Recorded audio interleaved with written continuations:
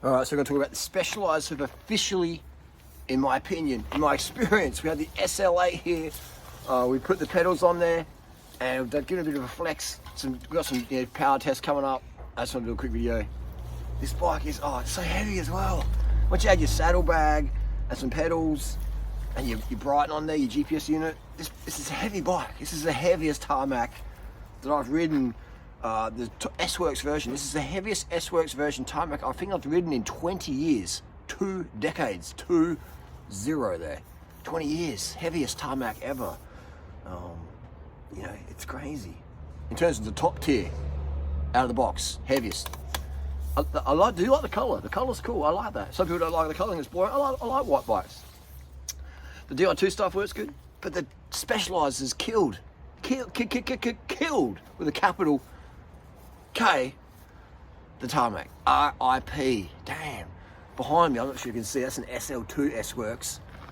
Done videos about that. That flies. That's about 6.5 kilos with pedals.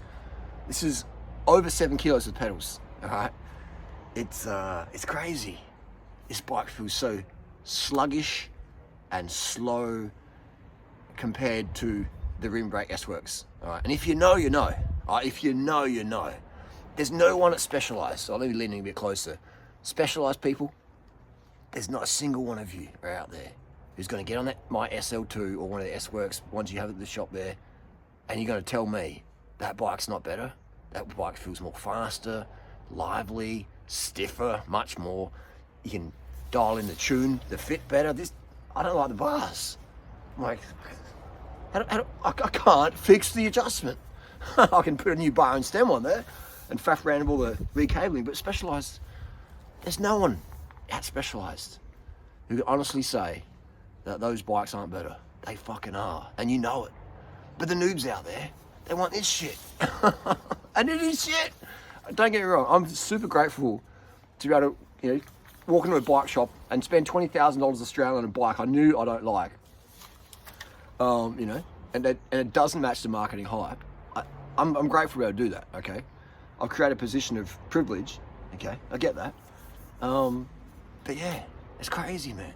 And it makes me feel sad for cyclists out there who will buy one of these bikes and never get to experience the true joy of those rim brake S-Works Tarmacs or the Roubaix, SL4s, etc. Who won't get to appreciate those ones. Get to experience that so then they can appreciate how good bikes used to be and how shit they've become. Hard to work on, hard to pedal, hard to keep stable in crosswinds.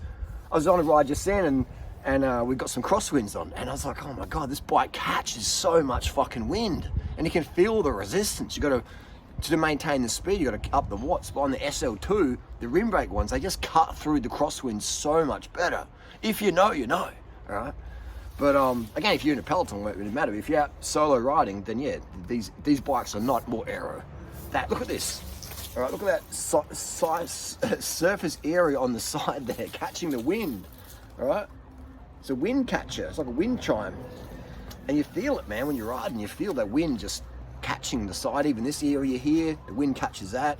It's people what they call it, aerostatic or whatever or something. I don't know.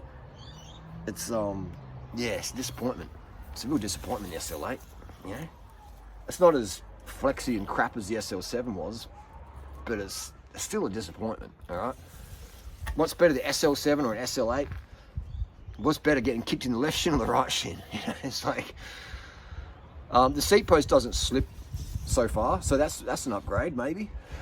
It's got little numbers in the back of the seat post so you can measure your height better. But it's, the tyres are good. I like these tyres. The Specialized generally do pretty good tyres, don't they? And the hub bearings feel good. But this, you get the rotor rub. If you put out the power, I'm not sure if you can put out as much power as me, but if you're putting out some decent power, you can hear the ting, ting, ting and the flex, flex, flex. And it's like, here we go. Flexi aero disc brake bike. What do you expect from something that's so designed for profits versus performance, This bike is designed for profits, man. All right. You want to change your stem out? It's $900. Thank you very much. You want to put longer stem on there? $900 Australian, a minimum. If I want to put longer stem on this today, $900 minimum, and it'll be a few days in the shop. unless I want to spend hours doing all the cables myself, which is like, you know.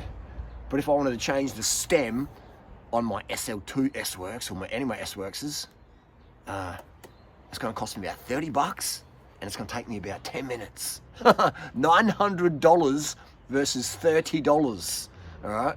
10 minutes versus hours. Designed for profits, man, not performance at all. If you know, you know.